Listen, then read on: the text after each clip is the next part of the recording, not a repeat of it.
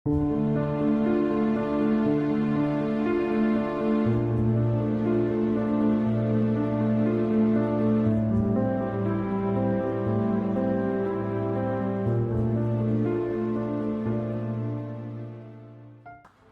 guvohnomangiz yo'q, lekin avtomobil boshqaryapsizmi? Unda bazaviy hisoblash miqdorining 50 baravari, ya'ni 18.750.000 so'm miqdorida jarima to'lashga to'g'ri keladi yoki 15 sutka qamoq jazosi.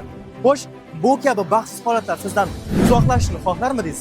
Bu yo'lda sizga O'zbekiston Respublikasi mudofaasiga ko'maklashuvchi Vatanparvar tashkiloti yordam beradi. Qanday qilib deysizmi?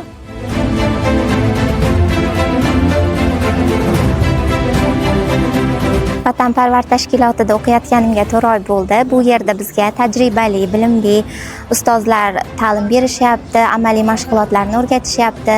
Menga eng yoqqan taraflari shu bo'ldiki, bu yerda xotin-qizlarni amaliyot o'tashlari uchun, bilim olishlari uchun juda ham sharoitlar yaxshi, a'lo darajada.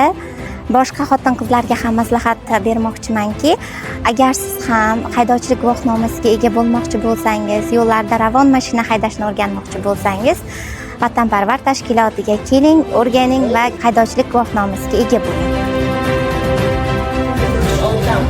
Agar xavfli burilishi bitta bo'lsa, yoki yo'qlikda bo'lsa, bitta bo'ladi. Agar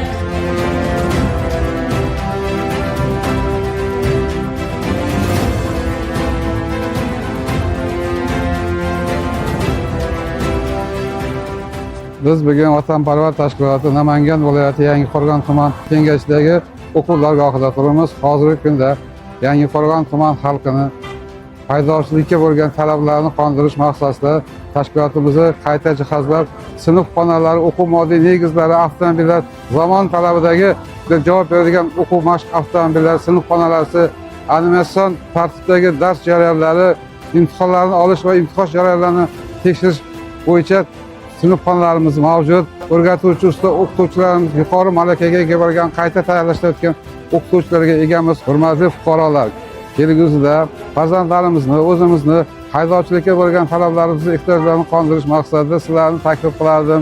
Yangiqo'rg'on tuman o'quv-sport texnika markaziga kelib, haydovchilik kurslarida o'qishlaringizni va kelgusida yo'llarda bexatar yurishlaringiz uchun kerak bo'lgan hamma bilimlarni egallashga sizlarni chaqirib qolaman.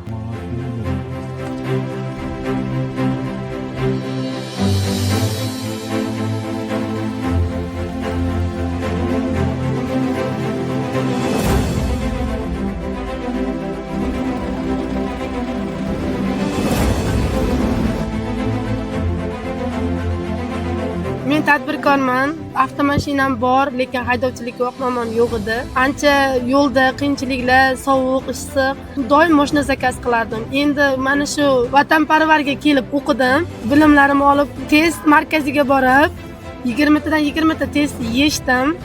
Amaliydan ham o'tib, mana pravaga ega bo'ldim. Xudoga shukr. Ustozlarga ming rahmat. Mana hozir uzoqlarim yaqin bo'ldi.